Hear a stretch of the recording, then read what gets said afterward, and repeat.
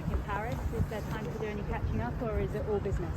I'd love to say there is, but I think we've got something on this afternoon, so pretty busy. I was chatting to a couple of the French boys that I know about meeting up for a coffee, but I'll have to see what time it is. Obviously the game's late tomorrow, so it allows us a bit of time, more time tonight than relax all day tomorrow, but yeah, I'll just wait and see what I feel this afternoon. When you say catching up with a couple of the French boys, do you mean the French team or teammates from Racing? Who are we talking about? Yeah, teammates from Racing, so Gail and Nolan. I was chatting to both of them. I think their hotel's quite central in Paris, so it's probably 40 minutes from us, so a bit of a travel, but we'll see what timing's like later on. I hope you have the time to do those catching up. We are here to talk about business, about the Six Nations, of course. You've already spoken this week about maybe Scotland letting things slip away. How do you feel about being maybe chief disruptors this weekend instead?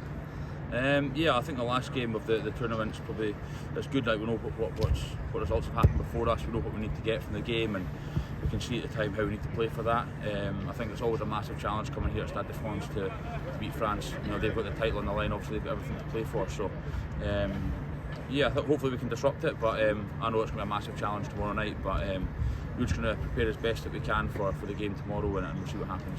Does it feel odd that maybe the whole of Ireland or the whole of England might be rooting for you? Yeah, I think Blair had a couple of the Toulouse boys messaging him the other way around, and I've had Ollie was messaging me yesterday. So yeah, I think it'll be again a different occasion for us, being a last game, and depending on the result here could change the tournament. So I think tomorrow we'll get a few messages from the English boys, maybe the Irish boys, whoever knows them. So yeah, it's quite, I suppose it's good fun, like everyone's sort of rooting for each other towards the end, and I suppose it shows how exciting a tournament it is that the three teams come in at the end. Being back here in the Stade, there was a very famous Scotland win here in 2021, Duan down in the corner. Shame there was no crowd, but has that been discussed this week? Yeah, we've mentioned it a little bit. That was during COVID, obviously, which is different. I actually got a red card in that game.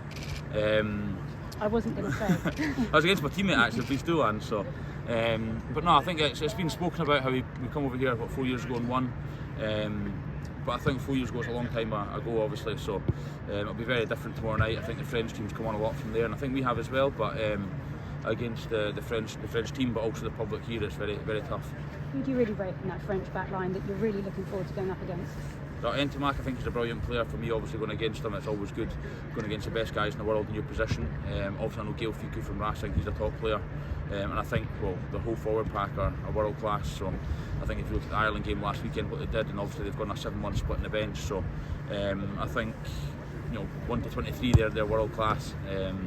So I wouldn't say, well, for me personally as an individual club against Ntamack, he's a brilliant player. So that's always good fun, but overall it's going to be a 23-man performance to see how we go. Did you have a message with Dale when you found out that he was playing? Yeah, I messaged him straight away just asking if it was true or not, because he's only played a couple of games from Racing since being injured. But yeah, he's straight in there. He's the sort of player that's he wouldn't need any game time and come straight back in and play at the international level. He's a brilliant player. So yeah, it's good to see him back out there playing. He's played a couple of games for Racing, but it's good to see him back out here on an international stage. And of course, it's the Lions year. This has been the narrative throughout the whole of the Six Nations. For many, you're still the favourite to wear that 10 shirt in red come the summer. How are you feeling about that pressure? I think all I can really do is try and play my best on tomorrow night, and we'll see what happens from there. Then go back to the club and keep going there.